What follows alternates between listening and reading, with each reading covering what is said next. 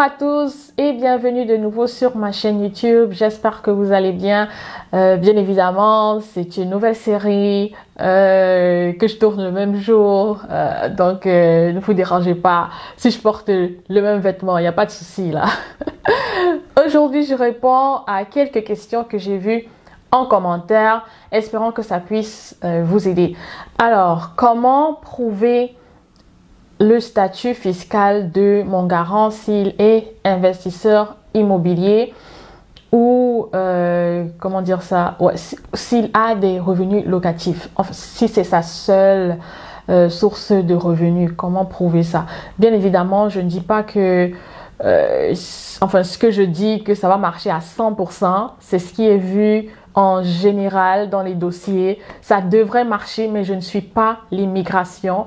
Et en passant, je ne suis pas agente de recrutement pour l'Université de Moncton ou le CCNB. Pour ceux qui me posent des questions là, je vous ai toujours dit, écrivez au courriel UMCS de Moncton. Là, je vais laisser le site, le courriel dans la vidéo pour que vous puissiez leur écrire directement. Je n'ai pas toutes les informations sur ces universités-là parce que je sais qu'il y a eu des petits problèmes avec leur site web. Donc, si vous avez des soucis là, écrivez-leur s'il vous plaît.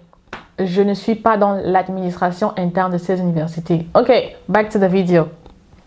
Alors, comment prouver le revenu ou les revenus de mon garant si il est investisseur immobilier ou n'a que des revenus locatifs comme revenus en général s'il n'a pas de salaire ou quoi que ce soit d'autre. Alors, les documents sont simples. Okay? C'est comme tout autre, je veux dire, il y a toujours les relevés bancaires, mais vous allez ajouter les contrats de bail.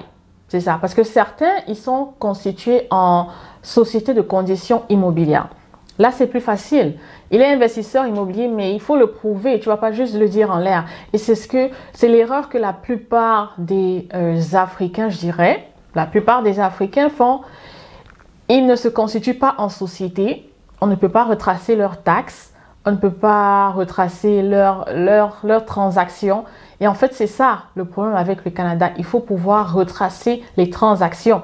Donc, dès aujourd'hui, là, si vous avez le projet et que vous vous retrouvez dans cette situation, je vous conseillerais, et vous pouvez également dire à votre garant, que ce soit cette année ou vous pouvez vous apprêter pour l'année prochaine. Il est mieux de se constituer en société ou en entreprise.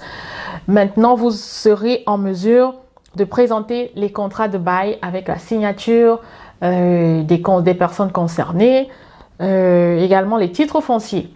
Vous présentez les titres fonciers, vous pouvez également présenter les relevés de taxes foncières. Et justement, quand vous vous constituerez en société, vous serez en mesure d'avoir un relevé de taxes ou ce qu'on appelle, je pense, la quittance.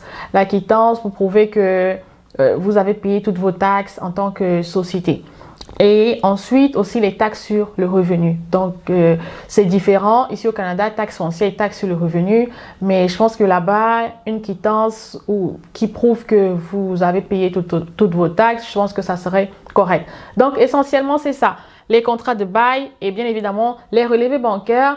Si vous pouvez demander à vos locataires ou certains de vos locataires de vous faire des virements bancaires juste pour que la transaction apparaisse sur le relevé bancaire. Donc, contrat de bail, relevé bancaire avec preuve de transaction, relevé de taxes foncières, également relevé de taxes sur le revenu.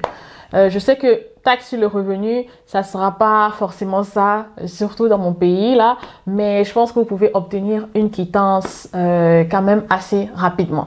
Donc, si vous êtes dans cette situation, je vous invite fortement à partager avec votre garant ou votre garante pour mieux vous préparer dans votre dossier futur. Je vous souhaite bonne chance et on se retrouve d'ici là dans une nouvelle vidéo. Surtout, n'oubliez pas de liker la vidéo et de la partager s'il vous plaît. Merci à tous de votre soutien. Bonne chance et à bientôt.